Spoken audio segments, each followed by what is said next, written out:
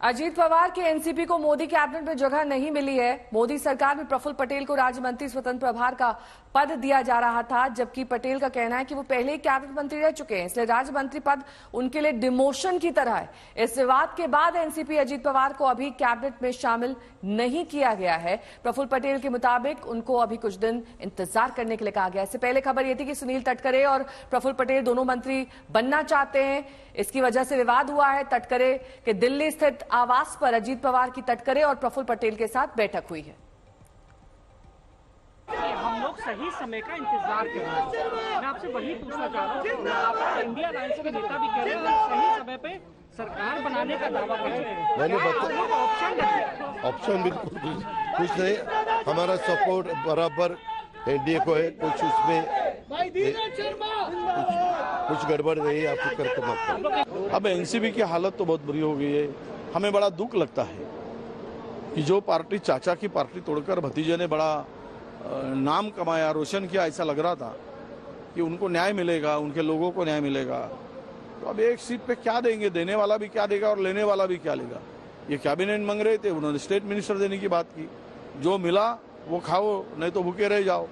यही परिस्थिति उनकी है। बड़ा दुख लगता है हमको, उनकी परिस्थिति, उनके पार्टी की परिस्थिति देखते हुए हमें ज्यादा दर्द होता है। तो उन बेचारों को क्या होगा ये आज नहीं बताएंगे, कुछ दिन के बाद बताएंगे। ऋतिक भालेकर हमारे साथ, हमारे सहयोगी इस वक्त जुड़ चुके हैं। ऋतिक, सीधे तौर पर अब निशाना साधा जा रहा है कि जो मिला है वो खाओ, यानी इसके बाद नहीं मिलता तो फिर भूखे रह जाओ। क्या स्थितियां दिख रही हैं? ऑल इज वेल है या कहीं कोई अनबन की स्थिति दिखती नजर आ रही है? देखिए, जाहिर तौर पर अनबन तो है, क्योंकि जिस तरह से अजीत पवार को महाराष्ट्र की सरकार में शामिल किया गया था, उस समय उन्हें उप मुख्यमंत्री पद दिया, उन्हें फाइनेंस मिनिस्ट्री दी और साथ ही साथ 7 एमएलए को कैबिनेट मंत्री पद भी मिला था। अब उसकी तुलना में देखा जाए तो जिस तरह का लोकसभा चुनाव में उनका प्रदर्शन रहा है, 4 सीटें अजीत पवार गुट ने लड़ी थी, जिसमें से सिर्फ एक पर वो जीत हासिल कर पाए हैं।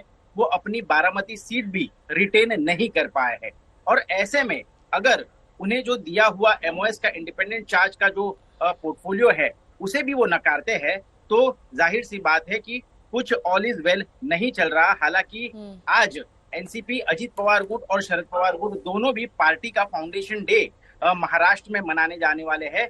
अजीत पवार गुट दोपहर 2 बजे यहाँ पर मुंबई में ये कार्यक्रम करने वाला है और यहाँ पर जो आला नेता भाषण करेंगे उससे स्थिति क्या है वो स्पष्ट होगी और जाहिर तौर पर अगर इसमें कोई अपनी नाराजगी जताता है तो आने वाले महाराष्ट्र के विधानसभा चुनाव में किस तरह से अजीत पवार गुट और बीजेपी में बनेगी या नहीं, इसका भी चित्र स्पष्ट होगा। ठीक है, बने रहिए हमारे साथ। हिमांशु भी मेरे सहयोगी जुड़े हुए हैं तमाम जानकारी के साथ। हिमांशु, देखिए, जिस तरीके का प्रदर्शन महाराष्ट्र में रहा उसकी नैतिक जिम्मेदारी वहां देवेंद्र फडणवीस ने ली, इस्तीफे की पेशकश कर दी। अब यहां पर 4 में से 1 सीट जीत कर आए हैं, उसके बावजूद कैबिनेट पद की यहां पर मांग की जा रही है। सबको कैसे साधेगी वहां पर बीजेपी, क्योंकि विधानसभा चुनाव सर पर है और ऐसे में महाराष्ट्र में खराब परफॉर्मेंस के बावजूद अगर पार्टी को वापस उठकर आना है और एक त्रिकोणीय पार्टी के तौर पर वहां पर एक गुट के तौर पर लड़ना है, तो सबको कैसे साधा जाएगा? देखिए, बिल्कुल इसीलिए ये कोशिश जो है भारतीय जनता पार्टी की तरफ से की जा रही है कि जो है पूरा का पूरा जो है महायुति एक साथ एकजुट दिखाई दे।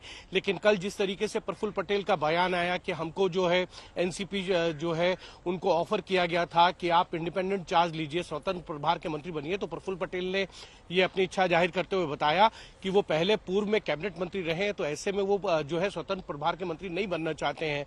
और अब देखिए, कहीं ना कहीं उनकी पार्टी में भी इस तरीके की आवाजें उठने लगी हैं। तो कहीं ना कहीं आने वाले दिनों में जो है वो आपको इस महायुति में इस तरीके की आवाजें ज्यादा सुनाई देंगी।